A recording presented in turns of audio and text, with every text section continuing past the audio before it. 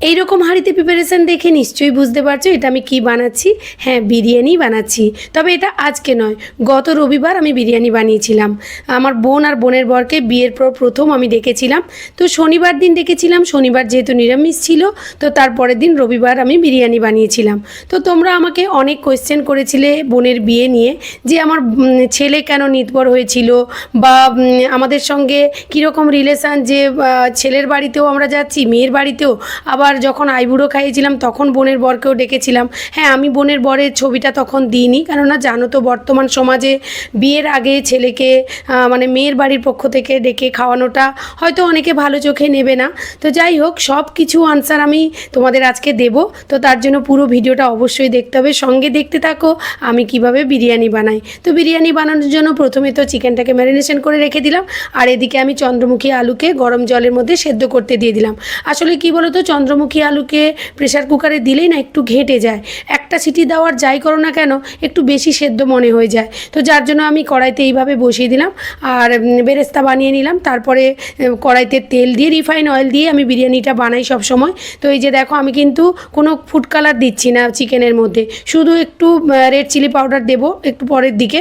তো এইভাবে আমি একটু কষিয়ে নেব, আর এইভাবে তেলের মধ্যে চিকেনগুলোকে যখন নাড়তে থাকি তখন কিন্তু চিকেনগুলো খুব সুন্দর ভাজা ভাজা হয়ে যায়। আর আমি ঢাকনা দেবো না, ঢাকনা দিলে চিকেন থেকে যে জলটা বের হয় তো তখন কিন্তু চিকেনটা ছাড়া ছাড়া হয়ে যায়।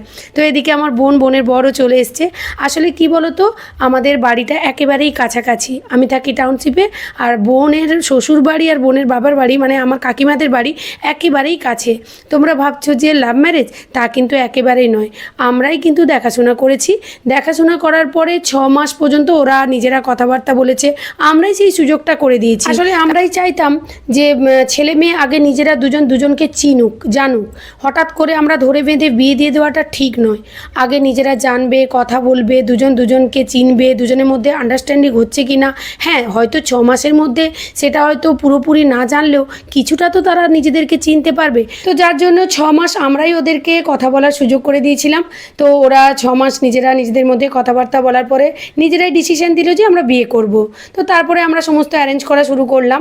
আর একটা কোয়েশ্চেন তোমরা করেছিলে যে আমার ছেলে নিতবর কেন হলো, আমি তো মেয়ের দিদি, তাহলে আমার ছেলের বাড়ির থেকে কেন এলো। তো সেটাও বলি। আসলে মেয়ের বাড়ির মিডিয়েটর ছিলাম আমি, আর ছেলের বাড়ির মিডিয়েটর ছিল আরেকজন কাকু। তো যেহেতু প্রথম থেকেই কথাবার্তাতে আমি ছিলাম, আর আমি ছেলের বাড়িতেও যেতাম আসতাম, তাই ছেলে এবং ছেলের মা বাবা মানে মাসিমা মেসোমশাই আমাকে ভীষণ ভালোবাসেন এবং স্নেহ করেন। তো মেয়ে প্রচুর পাওয়া যাচ্ছিল, কিন্তু ছোট ছেলে পাওয়া যাচ্ছিল না। তো যার জন্য ছেলে বলল, মানে আমার বোনের বর বললো যে দিদি বুবুকে মানে আমার ছেলেকে নিতবর করবে। আর সত্যি বলতে কি, আমার বোনের বর আমাকে ভীষণ ভালোবাসে, দিদি বলতে বড় দিদি মনে করে, নিজের দিদিরই মতো। তো যার জন্য আমিও না করতে পারিনি। আর যেহেতু কাছেই, মানে একেবারেই কাছেই দুজনেরই বাড়ি, মানে বোনের বাড়ি আর বোনের শ্বশুর বাড়ি একেবারেই কাছে। তো যার জন্য আমরা যে মিডিলে যে জায়গাটাতে বিয়ে বাড়ি হচ্ছিল, মানে যে হলটা আমরা ভাড়া করেছিলাম, তো সেখান থেকে ছেলের বাড়িতে যেতেও 5 মিনিট, আর আমাদের কাকুদের বাড়িতে আসতেও 5 মিনিট। তো সমস্ত কিছু কাছাকাছি বলে সব অ্যারেঞ্জ হয়ে গেছিলো, না হলে দূরে হলে হয়তো এই সুযোগটা হতো না। তো যার জন্যই কিন্তু আমার ছেলে নিতবর হয়েছিল, মানে বলতে পারো আমি ছেলের বাড়িরও দিদি আর মেয়ের বাড়িরও দিদির হয়ে ভূমিকা পালন করেছিলাম।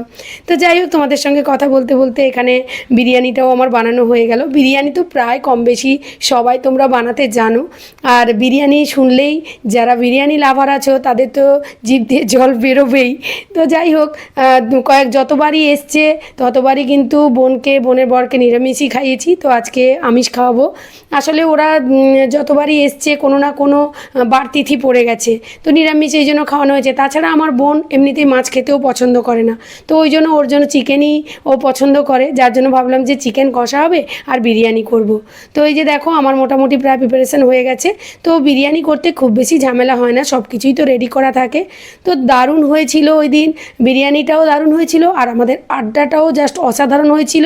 আর যেখানে সবাই আমরা পরস্পরকে ভালোবাসি, সেখানে সময়টা কি করে পেরিয়ে যায় আমরা নিজেরাই বুঝতে পারি না। তো ওই দিন খাওয়া দাওয়ার পরে আমরা সবাই মুভি দেখতেও গিয়েছিলাম, তোমরা তো সেটা সবাই জানো, তোমাদের সঙ্গে তো সবই শেয়ার করি। তো এটাই ছিল আমার বোনের বিয়েতে আমার ছেলে কেন নিতবর হয়েছিল, তো তোমরা জেনে গেলে।